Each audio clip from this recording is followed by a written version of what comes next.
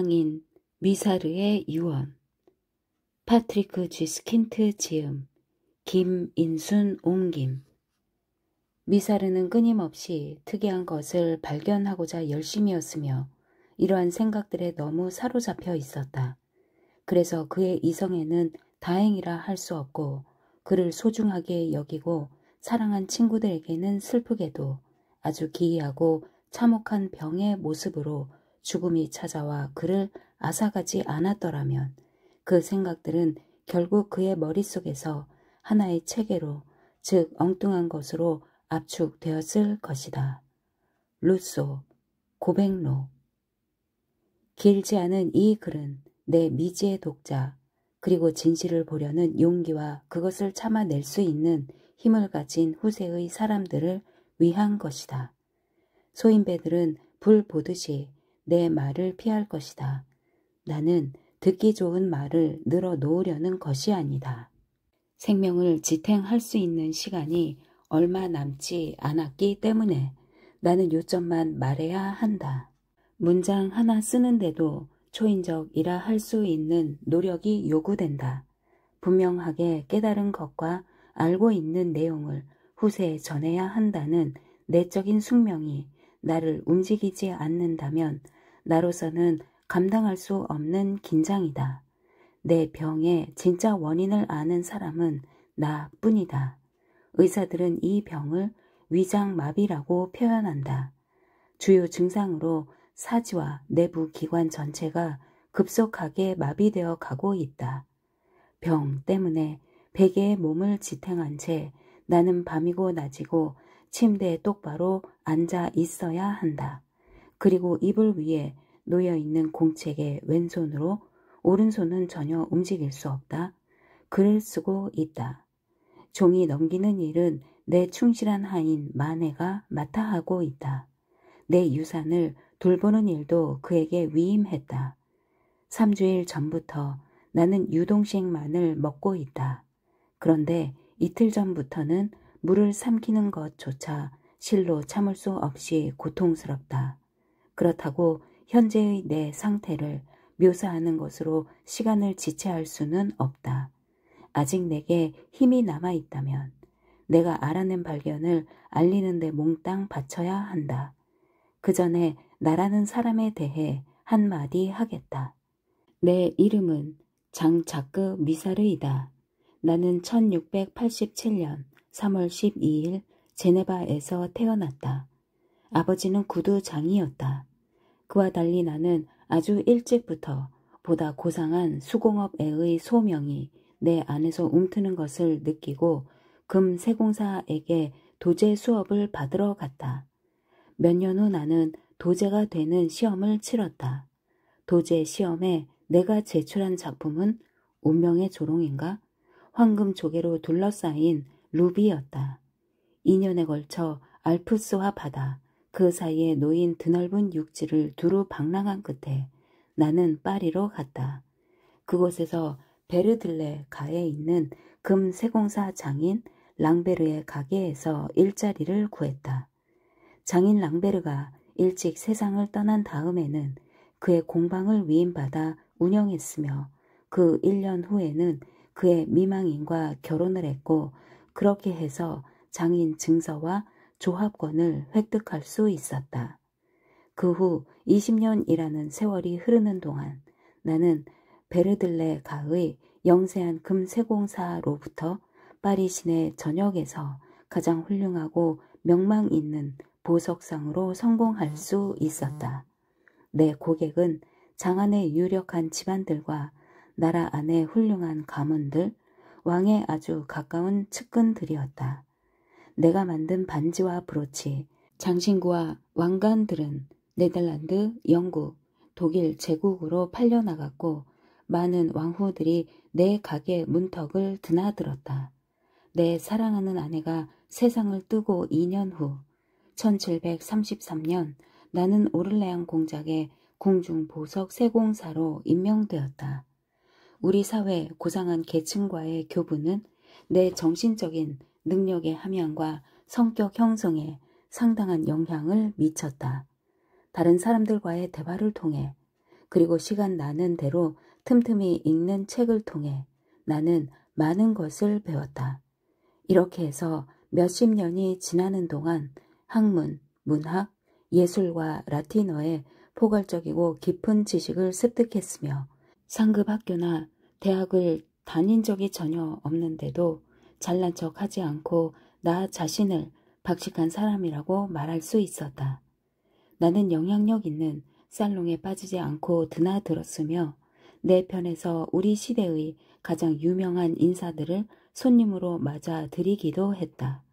디드로, 콩디악, 달랑베르가 우리 집 식탁에 앉았었다. 그리고 몇 년 넘게 볼테로와 주고받은 서신을 내 유산에서 발견할 수 있을 것이다. 비사교적인 루소조차 나는 내 친구라고 생각한다. 유명한 이름들을 늘어놓아 이를테면 미래의 독자에게 독자가 존재한다면 말이다. 깊은 인상을 주려고 이런 사실을 언급하는 것은 아니다. 그보다는 나중에 믿기 어려운 내 발견에 대한 견해를 밝혔을 때 내게 쏟아질 비난, 우리 시대 학문의 상황과 철학에 대해 전혀 생각하는 것이 없기 때문에 그 말을 진지하게 받아들일 필요가 없는 바보라는 비난에 단호하게 대처하기 위한 것이다. 앞에서 거명한 사람들은 내 정신의 분명함과 판단력에 대한 증인들이다. 그러니 나를 진지하게 받아들일 필요가 없다고 생각하는 사람들에게 내가 할 수 있는 말이라고는 이것뿐이다. 이 시대 가장 위대한 사람들이 자신들과 같은 사람이라고 여긴 사람을 부인한다면 친구여, 그대는 누구인가? 공방을 확장하고 사업 규모를 늘린 덕택에 나는 경제적으로 부유해졌다. 그런데도 나이를 먹어갈수록 금과 보석이 갖는 매력은 의미가 없어지고 대신 서적과 학문을 더 높이 평가하게 되었다. 그래서 나는 60살이 되기 전에 사업에서 완전히 손을 떼고 수도의 분주한 생활로부터 멀리 떨어진 곳에서 한가로이 편안한 여생을 보내기로 결심했다. 그리고는 이 목적을 위해 파시 근교에 대지를 구입해 그곳에 커다란 저택을 짓게 하고 온갖 종류의 관상수와 꽃밭, 과일나무가 있는 정원과 깨끗한 자갈길, 몇 개의 아기자기한 분수를 꾸미게 했다. 집과 정원은 튼튼한 회양목 울타리에 의해 바깥 세상과 분리되었으며 조용하고 매혹적인 경관은 인생의 고난과 죽음 사이에서 휴식과 기쁨의 시간을 맛보려는 남자에게 적당한 장소로 보였다. 1742년 5월 22일 55살의 나이에 나는 파리에서 파시로 이사했으며 새로운 거주지에 발을 들여놓았다. 오, 고요한 행복과 기쁨에 넘쳐 파시에 도착했던 그 봄날을 오늘 되돌아보면 바쁘게 돌아가는 사업, 약속, 독촉과 걱정거리가 기다리는 아침에서 오는 압박 없이 평생 처음 가벼운 마음으로 잠자리에 들었던 그날 밤을 생각하면 정원에 살랑거리는 오리나무 소리만이 들려왔었다. 그 얼마나 달콤하게 잠을 잤던가. 지금은 뻣뻣하게 굳은 몸을 지탱하고 있는 바로 이 베개를 베고 그날을 저주할 것인지 아니면 축복해야 하는지 나는 알지 못한다. 그날 이후 나는 서서히 몰락의 길을 걸어 현재의 참담하기 그지없는 상태에 이르렀다. 그러나 또한 그날 이후로 진실, 우리의 삶과 우리가 살고 있는 세계, 전 우주의 처음과 흐름과 종말에 대한 진실이 한 조각 한 조각 내게 모습을 드러낸 것도 사실이다. 진실의 얼굴은 소름 끼치고 메두사의 머리처럼 그것을 본 사람은 죽음을 면할 수 없다.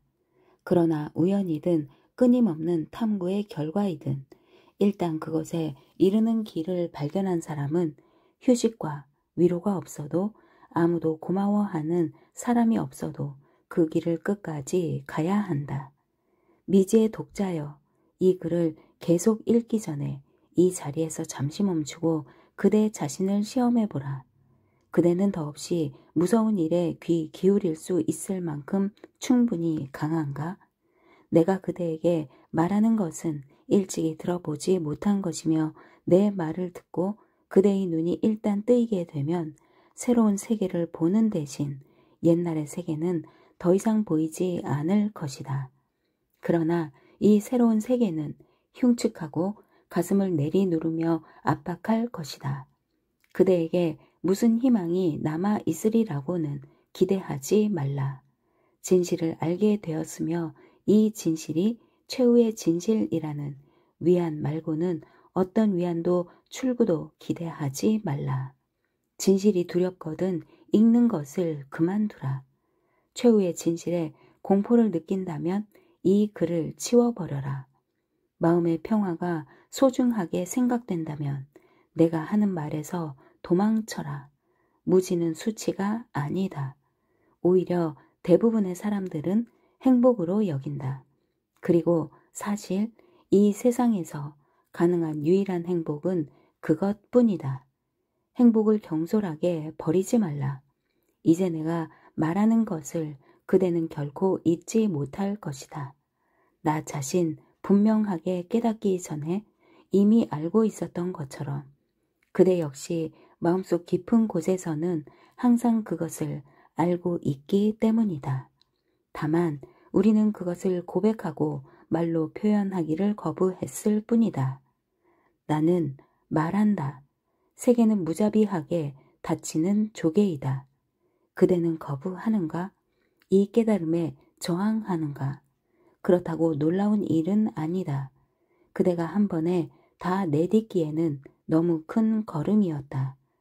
해묵은 안개가 너무 짙게 깔려 있어 밝은 빛 하나로는 그것을 몰아내기에 충분치 않다. 우리는 수백 개의 작은 불빛을 밝혀야 한다. 그래서 그대에게 내 이야기를 들려주고 내가 서서히 깨달은 것을 이렇게 그대와 함께 하려는 것이다. 새로 지은 집을 둘러싸고 있는 정원에 대해서는 이미 이야기했다. 사실 그것은 많은 희귀한 화초와 관상수, 나무들로 뒤덮인 작은 공원이었다. 그곳에 나는 무엇보다도 수수한 장미를 심게 했다. 옛적부터 활짝 핀 장미를 보면 내 마음이 진정되고 위로받았기 때문이다. 정원을 꾸미면서 세세한 부분은 임의로 할 수 있었던 정원사는 서쪽을 향한 응접실 앞에도 작은 화단을 만들어 장미를 심었다. 그 성실한 남자는 나를 기쁘게 하고 싶었던 모양이다. 그러나 아무리 장미를 좋아하더라도 온통 장미에 둘러싸여 압박받고 싶지는 않다는 것을 그는 눈치채지 못했다. 마찬가지로 화단과 더불어 인류사 최후의 새로운 시대가 도래할 것이라는 것도 그는 전혀 예감할 수 없었다. 장미는 전혀 자라지 않았다. 줄기들은 형편없이 작았고 부지런히 물을 주었는데도 많은 것들이 말라 죽었다. 나머지 다른 정원의 꽃들이 아름답게 꽃을 피울 때도 응접실 앞에 장미들은 꽃 봉오리조차 맺지 못했다. 나는 정원사와 의논했다. 그는 화단을 전부 들어엎고 새로운 흙으로 채운 다음 다시 꽃을 심는 도리밖에 없다고 말했다. 이 방법은 너무 수선스럽게 여겨졌다. 내심 장미가 너무 가까이 있는 것이 마음에 들지 않았기 때문에 나는 화단을 전부 없애고 그 자리에 작은 테라스를 설치하면 어떨까 생각했다. 응접실 문을 나서 테라스에서 정원을 둘러볼 수 있고 저녁에는 태양이 지는 아름다운 광경에도 감탄할 수 있을 것이다. 이 생각은 나를 사로잡았고 나는 내 손으로 직접 실행에 옮기기로 결심했다. 땅을 평평하게 하기 위한 기초 작업으로서 나중에 자갈과 모래를 채워 넣을 요량으로 나는 장미줄기를 걷어낸 다음 흙을 파내기 시작했다. 그러나 삽질을 몇 번 하자 부슬부슬한 흙 대신 희끄무레한 단단한 지층에 부딪히면서 땅을 파기가 매우 힘들어졌다. 그래서 곡괭이의 도움을 빌어 기이하게 생긴 하얀 암석을 부서뜨렸다. 여러 번 치자 그것은 갈라지면서 삽으로 떠낼 수 있을 만한 작은 조각들로 바스러졌다. 처음에 나는 새로운 암석을 치우기 위해 일이 늘어나는 데서 오는 짜증 때문에 그 조각난 돌멩이들의 어떤 광물학적인 관심도 없었다.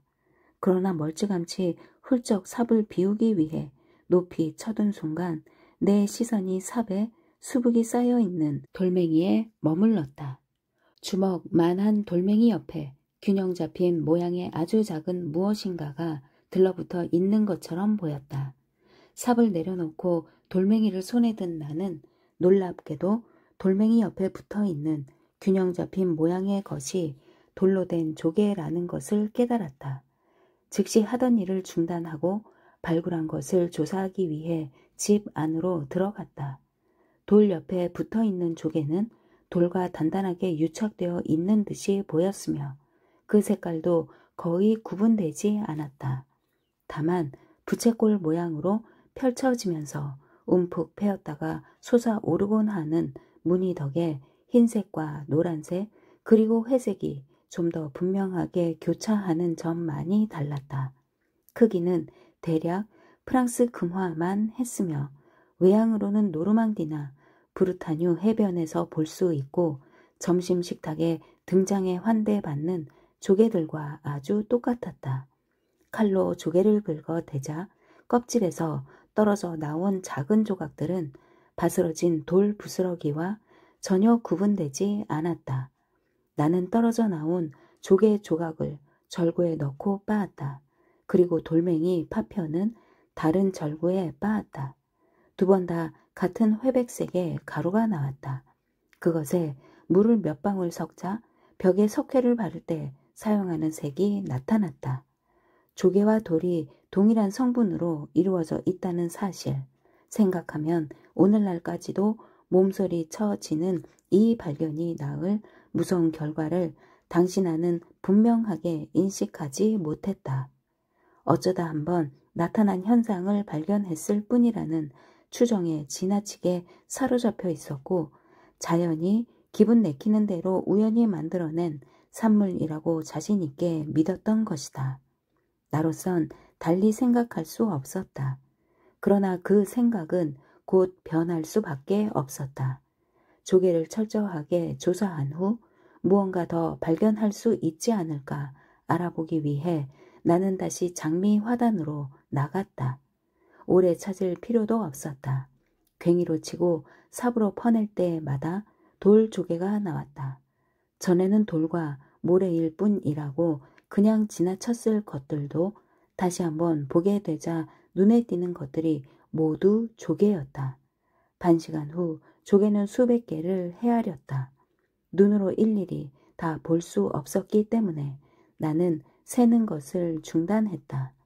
나는 감히 시인할 용기가 없었던 예감. 그러나 미지의 독자여 정녕 이미 그대 안에서도 움트고 있을 어두운 예감에 사로잡혀 나는 삽을 들고 정원의 맞은편 구석으로 가서 땅을 파기 시작했다.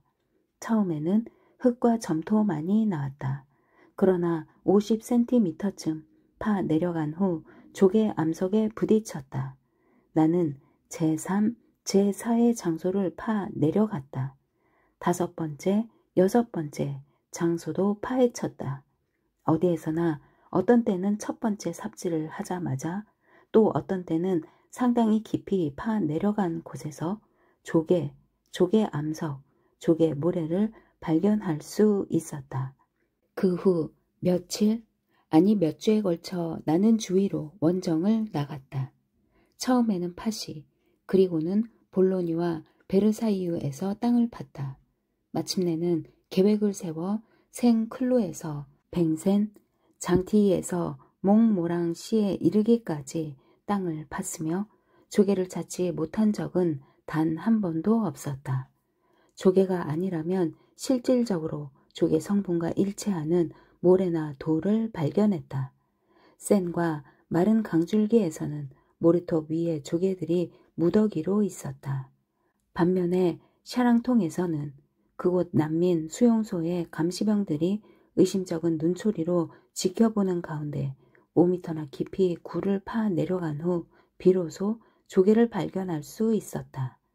나는 땅을 팔 때마다 조개 견본과 그것을 둘러싸고 있는 암석 표본을 몇 개씩 집으로 가져와 꼼꼼하게 조사했다. 조사 결과는 매번 처음 발견한 조개와 같았다. 내가 수집한 여러 종류의 조개들은 크기를 제외하고는 전혀 서로 구분이 되지 않았으며 모양만 제외하면 그것들이 유착되어 있는 암석과도 식별되지 않았다. 철저하게 조사하고 여기저기 원정 다닌 결과 근본적인 두 가지 문제점이 제기되었다. 나는 그 해답을 기대하면서도 일면 두려운 느낌이 들기도 했다. 첫 번째로 땅속에 조개 암석이 분포되어 있는 범위는 어느 정도인가? 두 번째로 조개들은 어떻게 그리고 왜 생겨났는가? 다른 말로 표현하면 무정형이나 아니면 어쨌든 완전히 자의적으로 형성된 돌 조각이 무엇 때문에 지극히 예술적인 조개의 형태를 취하게 되는 것일까? 미지의 독자여, 여기에서 내 말을 가로막고 위대한 아리스토텔레스가 이미 그러한 문제들을 파고들었으며 조개 암석의 출현은 독창적이거나 놀라운 발견이 아니라 수천 년 전부터 알려진 현상이라고 소리치지는 말게나. 그렇다면 나는 서두르지 말라고 답변할 수밖에 없다네. 친구여, 서두르지 말게나. 내가 돌조개를 발견한 최초의 사람이라고 주장하는 것은 결코 아니다. 눈을 크게 뜨고 자연 속을 거닐어 본 사람이라면 누구나 한 번쯤은 그것을 보았을 것이다. 그러나 보았다고 해서 모든 사람이 다 깊이 생각하지는 않는다. 그리고 그 문제에 대해 나처럼 일관성 있게 깊이 생각한 사람은 아직까지 없다. 물론 나는 우리의 행성, 대륙과 지역 등의 생성에 관해 설명하면서 돌 조개에 대해서도 언급한 그리스 철학자들의 저서를 알고 있다.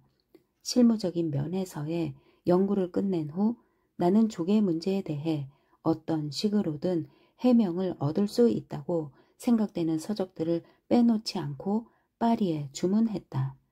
그리고는 우주론, 지질학, 광물학, 기상학, 천문학, 그 밖에 유사한 모든 관련 분야 서적들을 일일이 철저하게 검토했다.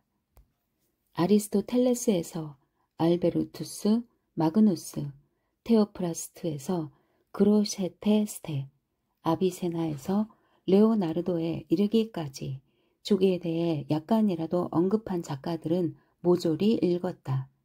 그 과정에서 이런 위대한 인물들이 조개의 출현, 모양, 형태, 분포 등에 관해서는 충분한 지식을 가지고 있었지만 조개의 기원, 가장 은밀한 내적 본질과 본래의 목적을 설명하는 일에는 모두 실패했다는 사실이 드러났다. 어쨌든 서적을 뒤적이며 연구한 결과 나는 조개화가 진행된 범위에 관한 문제에는 답변할 수 있었다. 지구상 어디서나 하늘이 푸르다는 것을 알기 위해 전 세계를 항해할 필요는 없다는 원칙을 조차 조개를 찾기 위해 구멍을 파기만 하면 어느 곳에나 항상 조개가 있다고 이미 나는 추정했었다. 높은 산 정상으로부터 아주 깊숙한 골짜기에 이르기까지 유럽과 멀리 떨어진 아시아에서 발굴해낸 조개뿐 아니라 새로 발견한 북아메리카와 남아메리카 대륙에서 찾아낸 조개 석회, 조개 모래, 그리고 완성된 형태를 갖춘 조개에 대해서도 읽었다. 그 결과 내가 파리에서 조개를 발견하면서 우려했던 사실, 즉 우리의 행성 전체가 조개와 조개 종류의 성분으로 이루어져 있다는 사실이 현실로 입증되었다. 우리가 이 지구의 원래 모습이라고 생각하는 것, 초원과 산림, 호수와 바다, 정원과 농토, 황무지와 풍요한 평원, 이런 것들은 모두 단단한 핵을 에워싸고 있는 보기 좋은 얇은 외투에 지나지 않는다. 얇은 외투를 벗겨내면 우리의 행성은 그마 크기만한 돌조개가 무수히 많이 결합하고 응어리져 만들어진 공처럼 보일 것이다. 그런 행성에서 생명이 살기는 불가능할 것이다. 더 이상 변화하지 않는 완결된 상태가 문제라면 지구가 실질적으로 조개로 이루어져 있다는 발견을 우리는 중요하지 않은 별난 생각쯤으로 여길 수 있다. 그러나 유감스럽게도 사실은 그렇지 않다. 그간 연구한 과정을 여기에서 세세하게 설명할 수 있는 시간이 내게는 남아있지 않다. 그러나 포괄적인 연구 결과 지구의 조개화는 막을 수 없이 급속도로 진행되어 가는 과정이라는 것만은 분명하게 밝힐 수 있다. 오늘날 벌써 세계의 흙 외투는 곳곳에서 해지고 파손되었다. 이미 많은 곳에서 조개 성분은 그것을 부식하고 침식하였다. 고대인들의 글에는 시칠리섬, 아프리카의 북쪽 해안, 이베리아 반도가 그 당시 세계에서 가장 축복받은 풍요로운 지방이라고 기록되어 있다. 일반적으로 알고 있는 바와 같이 오늘날 이러한 지역들은 극소수의 예외를 제외하고는 먼지, 모래, 돌로 덮여 있다. 이것들은 다름 아닌 조개가 형성되기 전의 단계이다. 아라비아의 대부분, 아프리카의 절반을 차지하는 북부 지방, 그리고 최근의 보고를 통해 알고 있듯이 아메리카의 전혀 가늠할 수 없는 부분 역시 마찬가지이다. 심지어 일반적으로 여러 나라 가운데 특별히 빼어난 곳이라고 생각되는 우리나라에서도 계속되는 조개화를 증명할 수 있다. 서프로방스와 남스베네 일부 지역들에서 흙 외투는 이미 손가락 깊이까지 줄어들었다. 전체적으로 보아 이미 조개화가 진행된 지표면은 유럽 면적을 훨씬 능가한다. 조개와 조개 성분이 부단히 증가하는 원인은 끊임없는 물의 순환에 있다. 바다에서 사는 보통 조개들처럼 돌조개에서도 물은 가장 긴밀한 동맹자, 바로 존재의 기본 원소이기 때문이다. 배운 사람이라면 누구나 알고 있듯이 물은 영원한 순환을 보여준다. 그것은 태양빛의 힘을 빌어 바다 위로 상승하여 구름으로 뭉쳐지고 이 구름은 바람에 실려 아주 멀리 날아가 육지 위에서 흩어진 다음 빗방울의 형태로 물을 대지 위에 쏟아 붓는다. 물은 땅을 적시며 구석구석 스며든다. 그런 다음 샘물과 개울에서 다시 모여 시내와 강으로 불어나고 결국에는 다시 바다를 향해 흘러간다. 지하로 스며 들어가는 단계에서 물은 조개의 형성에 숙명적인 기여를 한다. 즉, 그것은 땅속으로 스며 들어가면서 토양을 서서히 해체시키고 분해하여 휩쓸어 간다. 그리고는 더 깊숙이 스며들어 돌조개층에 이르러서는 조개의 형성에 필수적인 토양에서 획득한 물질을 조개 암석에게 전해준다. 이런 식으로 지구의 외투는 갈수록 얇아지는 반면 돌조개의 지층은 나날이 늘어나고 있다. 평범한 샘물을 냄비에 끓여보면 내 발견이 사실이라는 것을 확인할 수 있다. 냄비의 바닥과 옆면에 흰색의 앙금이 형성된다. 꽤 오랫동안 물을 끓인 냄비에서 앙금은 상당한 두께로 딱딱하게 눌어붙어 있다. 이것을 떼내어 절구에 빻으면 돌조개를 빻았을 때와 같은 가루를 얻게 된다. 빗물의 경우는 실험을 해도 앙금이 전혀 생기지 않는다. 이제 미지의 독자는 세계가 처해 있는 절망적인 상황을 이해할 것이다. 우리의 생명을 유지하기 위해서 하루도 없으면 안 되는 물이 우리 삶의 토대인 지구를 파괴하고 있으며 뜻하지 않게 우리의 가장 사악한 적인 돌조개를 도와주고 있는 것이다. 동시에 생명을 선사하는 원조인 흙이 생명의 적대적인 돌 원소로 변화하는 것은 다양하게 번성하는 형태들이 유아 독존의 조개 형태로 변형되는 것과 마찬가지로 피할 수도 번복할 수도 없는 일이다. 그렇다면 이제는 이 세계의 종말에 대한 그릇된 생각은 하지 말자. 유일한 종말은 완전한 조개화이다. 태양이 뜨고 지고 안개가 걷히고 비가 내리는 것처럼 이것은 확실한 종말이다. 이 종말의 상세한 모습은 나중에 묘사하겠다. 그 전에 먼저 사람들이 내게 제기할 이의에 답변해야 한다. 나는 이러한 이의를 잘 이해할 수 있다. 무서운 것을 보고 싶어하는 사람은 없는 법이고 두려움은 수많은 의혹과 이의를 찾아내기 때문이다. 그러나 철학자는 진실만을 인정한다. 조개의 출현을 설명하는 문제에 있어서 우리의 아주 명망 있는 철학자들이 얼마나 무력한지 이미 앞에서 나는 간단히 시사했었다. 많은 이들은 아주 가볍게 생각해 조개가 자연의 유희일 뿐이라고 주장한다.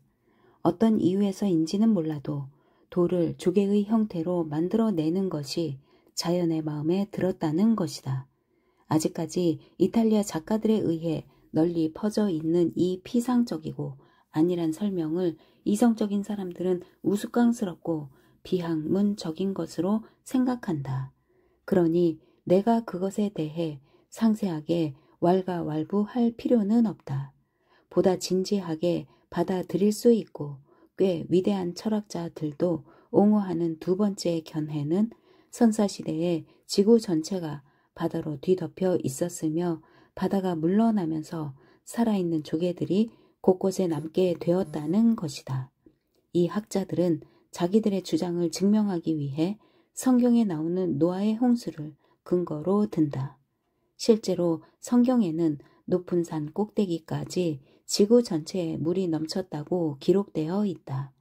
사정을 잘 모르는 사람들에게는 이 해석이 아주 그럴듯하게 보이겠지만 지식을 가진 사람으로서 나는 그것에 강력하게 대처해야 한다.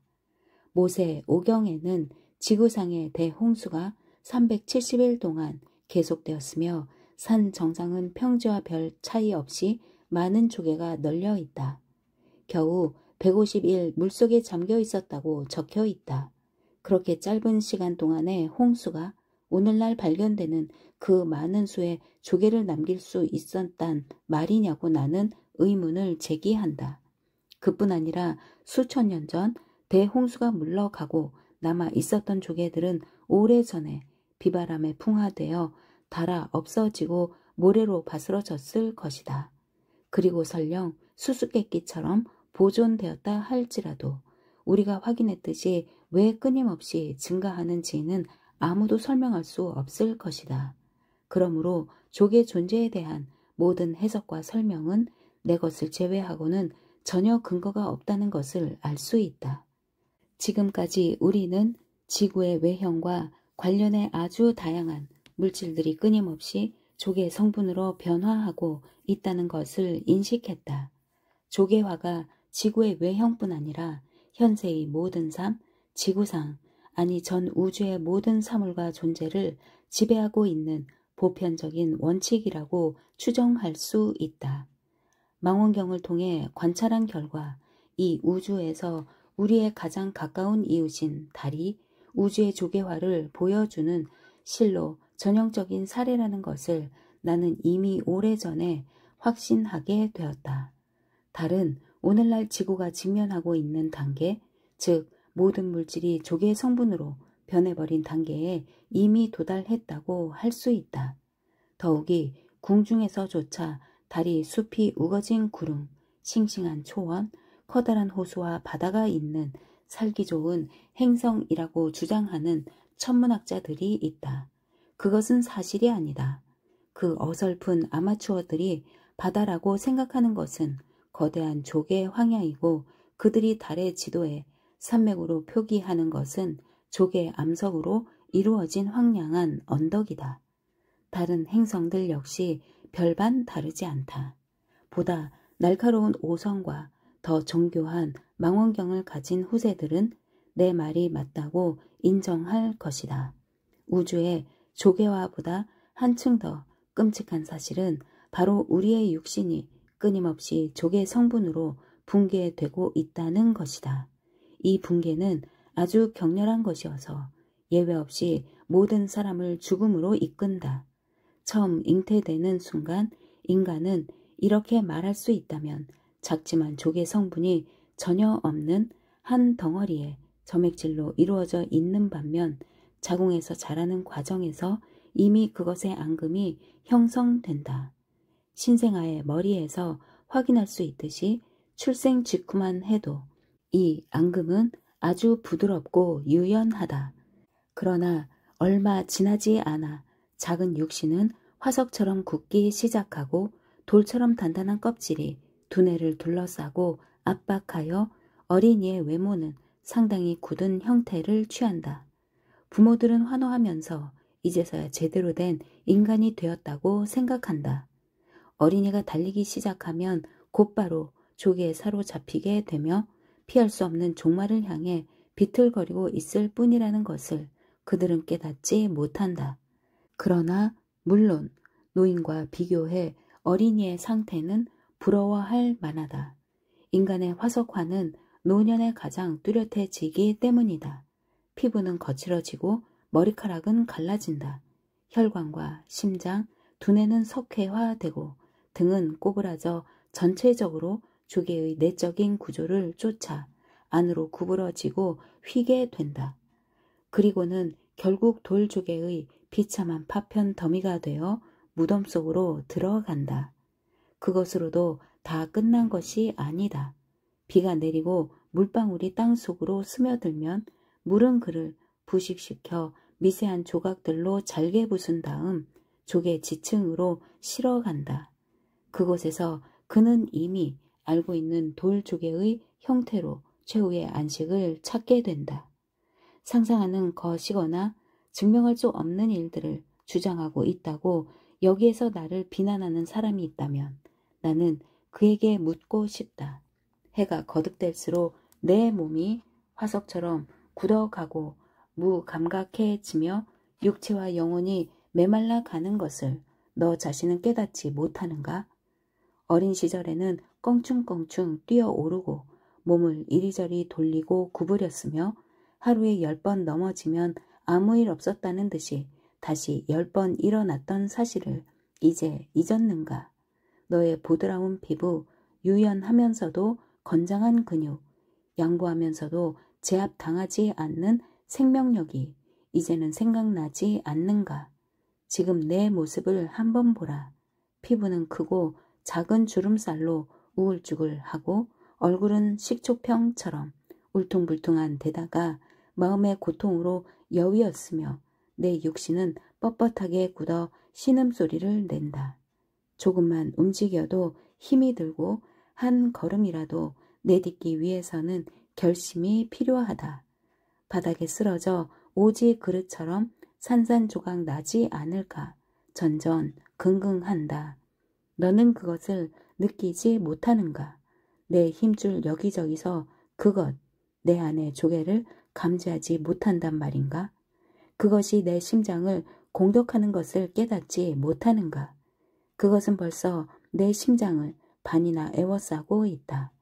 아니라고 부정하는 사람은 거짓말쟁이이다. 나 자신은 조개의 소나기에 떨어진 것 중 가장 격렬하고 슬픈 본보기이다. 조개 성분의 증가를 가능한 한 억제하기 위해 몇 년 전부터 빗물을 받아 마시고 있는데도 하필이면 바로 내가 가장 강력하게 공격받은 것이다. 며칠 전 유언을 쓰기 시작했을 때만 해도 왼손은 그럭저럭 자유롭게 움직일 수 있었다.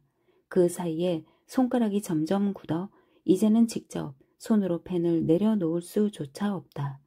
내 이야기를 받아쓰게 한다는 것은 생각할 수 없는 일인데다가 말하는 건 역시 무지 고통스럽기 때문에 팔을 밀고 당겨 손목으로 글을 쓸 수밖에 없다.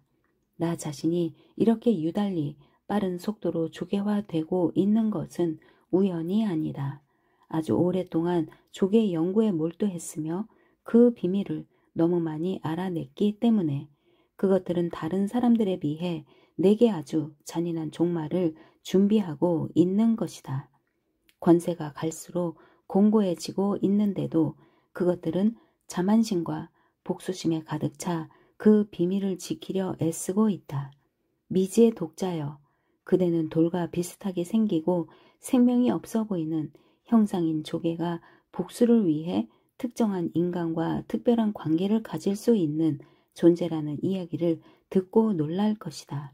이제 나는 조개 존재의 비밀 중에서도 가장 엄청난 최후의 비밀로 그대를 인도하려 한다.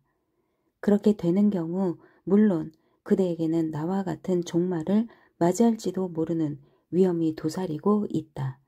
조개와 부딪히게 된 후부터 나는 조개 성분으로 이루어진 돌이 왜 다른 것이 아닌 바로 조개의 형태를 취하고 있는가라는 의문을 품었었다.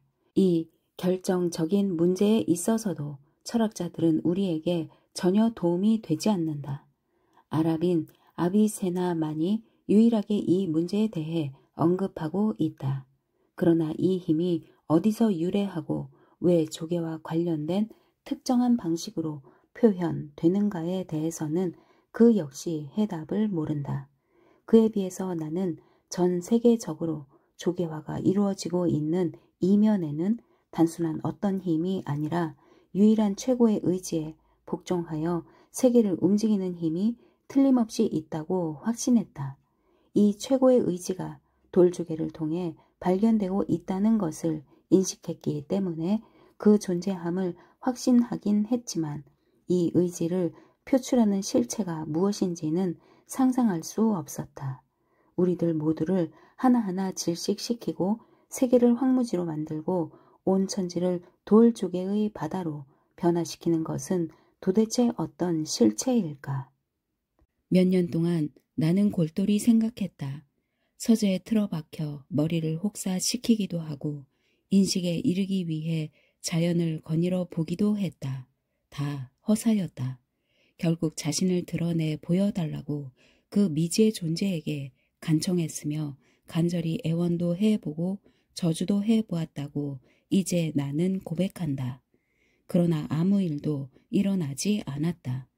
내 생각은 몇 년 전부터 한자리에서 맴돌고 있었으며 삶은 괴롭게도 늘 같은 궤도를 지나갔다.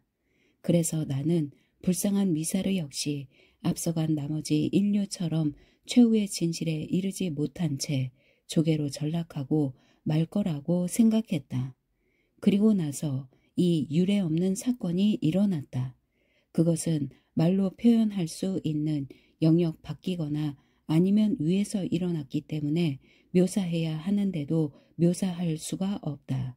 그래서 할 수 있는 것은 이야기하고 할 수 없는 것은 그것이 내게 남긴 영향력을 통해 묘사하려 한다. 내 말을 이해하고 못하고는 여기까지 나를 쫓아온 미지의 독자, 그대에게 적잖이 달려있다. 그대가 하려고만 든다면 나를 이해하리라는 것을 나는 알고 있다. 그것은 1년 전 어느 초여름 날이었다. 날씨는 화창했고 정원엔 꽃이 만발해 있었다. 산책하는 내 주위를 장미 향기가 따라다녔고 이 세계는 영원하며 조개들이 몰려와 마지막 여름이 되지는 않으리라는 것을 전 세계에 확신시키려는 듯이 새들이 노래하고 있었다. 태양이 아주 뜨겁게 내리 비추었던 것으로 보아 점심시간이 가까워졌던 것 같다. 나는 휴식을 취하기 위해 사과나무 그림자가 반쯤 들이운 벤치에 앉았다. 멀리에서 분수에 물 떨어지는 소리가 들려왔다. 나는 탈진해 눈을 감았다. 그때 문득 분수의 물 소리가 커지면서 좔좔 흐르는 물로 불어나는 듯이 여겨졌다. 그리고 나서였다. 나는 정원에서 어둠 속으로 떠밀려 갔다. 내가 있는 곳이 어디인지는 알 수 없었다. 주변은 온통 어둠과 기이하게 꼬르꼬르거리며 좔좔 흐르는 물소리와 북북 문지르고 가루를 빻는 요란한 소리뿐이었다. 이렇게 말해도 될지 모르겠지만 그 순간 내게 이 두 개의 소리군, 좔좔 흐르는 물소리와 북북 돌을 문지르는 소리는 창조의 소리인 양 여겨졌다. 나는 두려웠다. 두려움이 극도에 달했을 때 나는 아래를 향해 떨어졌고 소리는 멀어졌다. 그리고는 어둠에서 벗어났다. 갑자기 너무 많은 빛에 둘러싸여 있어서 내 눈이 멀었다고 생각했다. 빛 속에서 계속 밑으로 떨어지면서 어두운 곳으로부터 멀어져 갔다. 이제 어둠은 내 위에 거대한 검은 덩어리가 되었다. 아래로 깊이 떨어질수록 그 덩어리를 더 잘 분별할 수 있었으며 그것의 규모도 더 커졌다. 이윽고 나는 위에 있는 검은 덩어리가 하나의 조개라는 것을 깨달았다. 그때 덩어리가 두 부분으로 갈라지면서 어마어마하게 큰 새처럼 검은 날개를 펼쳤다. 그리고는 삼라만상 위로 양쪽 조개 껍질을 벌려 나와 세계, 존재하는 모든 것과 빛 위로 내려앉은 다음 닫혔다. 영원한 밤이 되었고 존재하는 유일한 것은 가루를 빻는 소리와 좔좔 흐르는 물소리뿐이었다. 정원사가 자갈길에 쓰러져 있는 나를 발견했다. 벤치에서 일어나려고 하다가 탈진해서 고꾸라졌던 것이다. 나는 집 안으로 옮겨져 침대에 눕혀졌다. 그 이후로 다시는 자리에서 일어나지 못했다. 몸이 너무 쇠약해져 의사들은 내가 영영 일어나지 못할까 우려했다. 3주일이 지나고서야 나는 그럭저럭 회복되었다. 그러나 그날 이후 내 윗속에는 단단하게 뭉쳐진 통증이 남아 있었고 날이 갈수록 심해지면서 더 많은 부위로 퍼져나갔다. 이것은 아주 잔인하고 빠르게 덮쳐 나를 통해 본보기로 힘을 과시하고 있는 조개병이다. 이 병은 조개를 눈으로 본 나와 나머지 사람들을 구별하는 표시이다. 나는 깨달음에 대한 혹독한 대가를 치러야 한다. 그러나 모든 문제 중에서도 최후의 문제에 대한 답변을 알고 있기 때문에 기꺼이 지불하려 한다. 모든 생명을 속박하고 모든 것의 종말을 가져오는 힘, 자신이 전능하고 어디에나 존재한다는 표시로 조개화를 강요하고 삼라만상을 지배하는 최고의 의지는 거대한 원형 조개에서 나온다. 나는 그 광대함과 소름 끼치는 장엄함을 보기 위해 잠시 그 내부로 흡입되었던 것이다. 내가 본 것은 세계 종말의 비전이었다. 누구나 조개의 위력을 인식하지 않을 수 없을 정도로 세계가 조개화되고 사람들이 어찌할 바를 모른 채 공포에 질려 각기 다른 자신들의 신을 향해 절규하면서 도움과 구원을 간청하는 날, 거대한 조개는 유일한 대답으로서 날개를 펼쳐 세계를 덮친 다음 그 모든 것을 가루로 만들 것이다. 미지의 독자여, 이제 나는 할 말을 다했다. 무슨 말을 더 하겠는가? 내가 어떻게 그대를 위로하겠는가? 철학자와 예언가들처럼 그대 영혼의 불멸성, 자비로운 신의 은총, 육신의 부활에 대해 허튼 소리를 늘어 놓아야겠는가? 조개가 관대한 신이라고 선언을 하겠는가? 야훼와 알라 숭배를 조차 조개 숭배를 선포하고 인류의 구원을 약속하겠는가? 왜? 무엇 때문에 거짓말을 한단 말인가? 인간은 희망 없이는 살 수 없다고들 말한다. 이제 인간은 살아있는 것이 아니라 죽는 것이다. 나 역시도 이 밤을 넘기지 못할 것이라는 것을 느끼고 있다. 이 최후의 밤에 거짓말을 하지는 않으련다. 드디어 죽음의 끝에 이르게 되니 마음이 가벼워진다. 불쌍한 친구여, 그대는 아직 그 한가운데 있다네. 미사르 씨의 하인, 클로드 마네의 후기. 오늘 1753년 8월 30일 내 마음씨 좋은 주인이신 장인 미사르는 66살의 나이로 세상을 떠났다. 나는 이른 아침 평상시 그대로 침대에 앉아 있는 그분을 발견하였다. 눈꺼풀이 움직이지 않았기 때문에 그분의 눈을 감겨드리지 못했다. 주인의 손에서 펜을 빼내려고 하자 왼손 집게 손가락이 유리처럼 바스러졌다. 장 의사는 간신히 그분의 옷을 입힐 수 있었다. 주인이 일반적인 사후 경직 시간이 지난 후에도 뻣뻣하게 앉아있는 자세를 포기하지 않았기 때문이다. 주인의 친구이며 의사인 프로코프 씨는 관을 사각형으로 짜게 할 수밖에 없었다. 9월 1일 주인은 파시의 공동묘지에서 최후의 안식을 위해 사각형의 묘지, 조문객들이 놀랍게도 안장되었다. 물론 흙을 덮은 후에는 수많은 장미송이가 무덤을 뒤덮었다. 신이시여 그의 영혼을 불쌍히 여기소서.